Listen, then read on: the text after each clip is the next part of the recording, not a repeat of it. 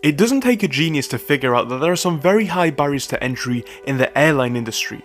You need to have planes, pilots, fuel, access to airports and other members of staff. In fact, the list goes on.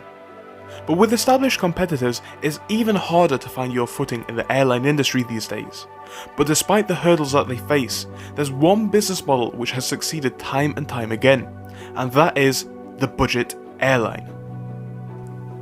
The budget airline industry is particularly interesting because with maintenance costs being so high, it's questionable as to how they can even exist, because some of their prices which they offer are simply unbelievable. For a quick example, when filming this video, I quickly looked up a flight from the local airport. I found out that I could get a Ryanair flight from Manchester Airport to Berlin for £30.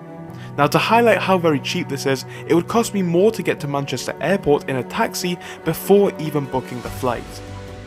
So how on earth do they do it? How can they offer these flights so cheaply?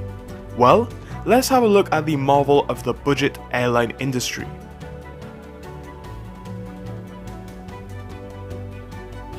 Budget airlines use some genius techniques which allow them to keep costs down, and this is something which some of the larger airlines do not even do.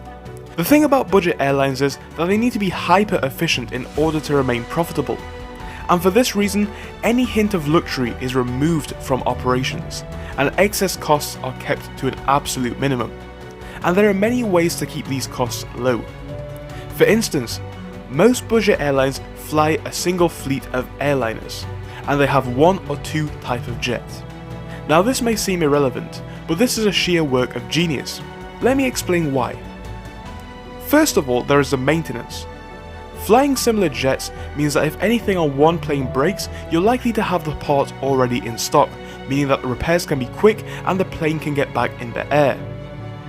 On top of that, it also means that your pilots know what to expect. For instance, if you have a fleet full of 737s, your pilots know how to fly the whole fleet.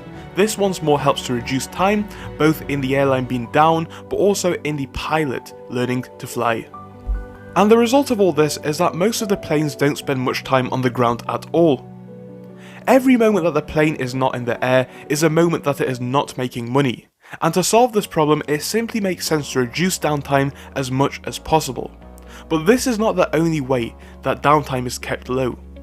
Because most budget airlines fly their flights consecutively, and one plane can do multiple routes over the company's whole network continuously, barely spending any time on the ground.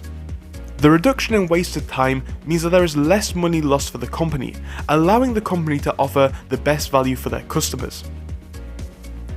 In addition to this, the genius continues to go on. Have you ever noticed that most budget airlines fly from strange locations? Well, there is a very good reason for this, and once again it is to reduce cost. As you would expect, the world's largest airports are desired spots for all airlines, and this means that their value is high. To save costs, budget airlines can simply fly from stranger places with less traffic, which reduces their overall fees. And this really is a smart move when you think about it, and it's a win-win for both the airport and the airline. And that is really how they can keep their tickets so very cheap. Budget airlines have a somewhat unique and non-traditional experience over their large airline counterparts. Their no-thrill service allows them to save costs in a way which premium airlines simply cannot do without tarnishing their reputation.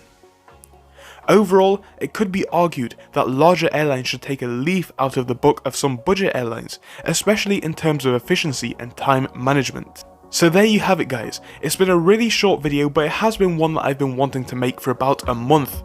Unfortunately, I had some projects for the end of 2022 in the past couple weeks, and that's why I've not been filming, but hopefully we'll be back on it now every single week.